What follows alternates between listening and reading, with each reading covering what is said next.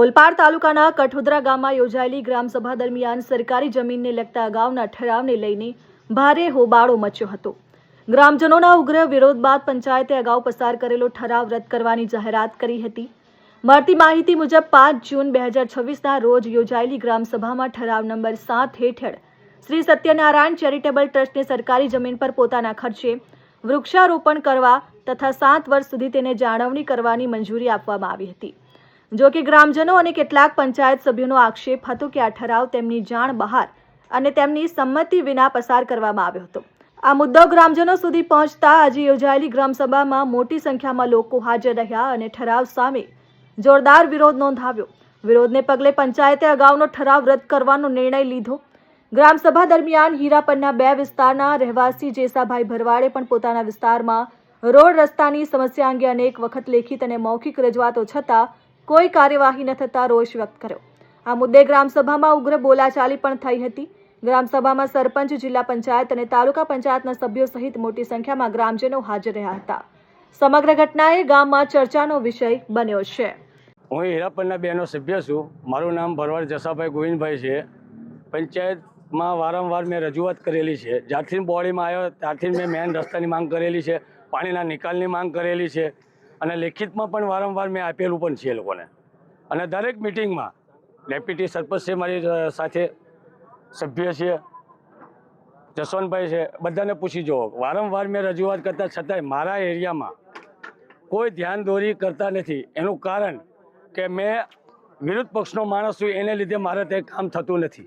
મારે ખાલી એટલી જ માંગણી છે આ લોકોને સાહેબ કે મેં વારંવાર એ લોકોને રજૂઆત કરું છું। હું પંચાયત સભ્ય છું સાહેબ, મારું નહીં પણ કમસે કમ લોકોનું તો વિચારો। લોકોના કામ કરશો તો તમને એ લોકો મત આપવાના છે। હું વિરોધ પક્ષમાં હોય કે ગમે તે પક્ષમાં રહું, પણ છતાં તમારું કામ તમે સારું કરશો, તમને તમારી સાથે જ પક્ષમાં રહેવાના છે એ લોકો। પણ કમસે કમ તમને વારંવાર રજૂઆત કરતા છતાં તમે લોકો કામ કરતા નથી। મારા બોરિંગ કરાયેલું છે તે ફરતું એ લોકોને વારંવાર મેં કીધું ખાલી મને 2 ગાડી લખી આપો, છતાં એ બોરિંગ ફરતું મને ગાડી લખીને કામ નથી કરી આપ્યું। અત્યારે તમે હીરાપરનામાં આવીને જુઓ કે ભરવાડવાસીની દશા શું છે। સરપંચને રજૂઆત કરી, સરપંચે એવું કીધું કે તમે લોકો આવા પ્લોટમાં કેમ પ્લોટ લઈને અહીંયા રહેવા માટે આવી ગયા તો બરાબર કે ભાઈ અમારો ગુનો છે। પ્લોટિંગ પહેલાં પડેલું તો પંચાયતમાંથી મંજૂરી મળેલી ને, તો પંચાયત એ વખતે ગમે તે સરપંચ હોય તો એને મંજૂરી એ આપવાની હતી કે ભાઈ રોડ ગટર લાઈન બનાવો પછી પ્લોટિંગ પાડ। એમાં અમારો કોઈ ગુનો છે? અમે જે આ બધી તમામ સોસાયટીઓ પડી ગઈ હોય અમુક તે લોકો બધી જગ્યાએ આ જ પ્રોબ્લેમ છે, ગટરનો, પાણીનો નિકાલનો। એ તો એ લોકો પહેલાંથી ઓલા મંજૂરી આપી દે છે, પૈસા લઈને બેસી જાય છે, મંજૂરી લઈને આપી દે છે તો આ બને છે ને પ્લોટિંગ। બાકી એ લોકો રોડ રસ્તા ગટર લઈને માંગે તો થવાના જ છે, એ લોકો બનાવી જ આપવાના છે બરાબર। એટલે અમે વારંવાર રજૂઆત કરીએ છીએ સાહેબ। અમે તમે મીડિયાના માધ્યમથી આટલું કહેવા માંગીએ છીએ કે બસ અમારી આટલી વિનંતી સાંભળે અને અમારું આટલું કામ કરે, બસ અમારે એ જોઈએ છે। બસ ચાળો એટલો છે, તમે આવીને જુઓ હજુ સુધી પાવડર એ લોકો છાંટવા આવેલા નથી સાહેબ। પાવડરની પણ ધ્યાન કરવા પણ નહીં આવ્યા। ખાલી એક વખત તલાટી મહેશભાઈ તલાટી ત્યાં અહીં રજૂઆત કરી અને જોયું કે હા હું આની જાણ કરી દઉં છું। હવે જાણ કરી કે નહીં કરી પણ હજુ સુધી કોઈ નિકાલ થયો નથી। હવે ગત સભામાં પર્યાવરણના દિવસે એક ઠરાવ નક્કી કરવામાં આવેલો હતો કે ભાઈ આપણે ગામમાં ઝાડ રોપવાના, એનાથી પર્યાવરણ પણ ચોખ્ખું થાય અને લોકોને સારો ઓક્સિજન મળે, અને એ હેતુથી એક ઠરાવ નક્કી કરેલો હતો।